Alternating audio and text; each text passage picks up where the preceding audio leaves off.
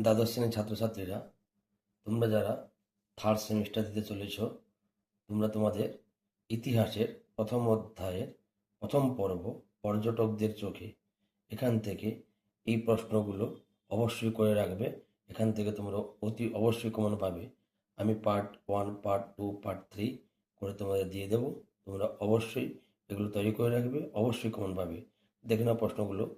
ভারতে আগত একজন আরবীয় পর্যটকের নাম লেখো। আল-বেরুনি। আল-বেরুনি কোথায় জন্মগ্রহণ করেন? খাওয়ারিজমে। আল-বেরুনিকে গজনিতে নিয়ে আসেন কে? সুলতান মাহমুদ। আল-বেরুনি কার সভাসদ ছিলেন? সুলতান মাহমুদ। আল-বেরুনি রচিত ভারত ভ্রমণমূলক গ্রন্থটির নাম কি? কিতাব উল হিন্দ। কোন বিদেশি পর্যটক একাধিক সংস্কৃত গ্রন্থকে আরবি ভাষায় অনুবাদ করে? আল-বেরুনি। মার্কো পোলো কে ছিলেন? ইতালীয় পর্যটক। কার দরবারে মার্কো পোলো দীর্ঘকাল কাটিয়েছিলেন? কুবলাই খান। মার্কো পোলোর সময় মঙ্গল সম্রাট কে ছিলেন? কুবলাই খান। মার্কো পোলো ভারতে আসেন কবে? 1292 খ্রিস্টাব্দে। ইবন বতুতা কোন দেশের পর্যটক ছিলেন? মরক্কো। মার্কো পোলোর ভ্রমণ বৃত্তান্তের নাম কি?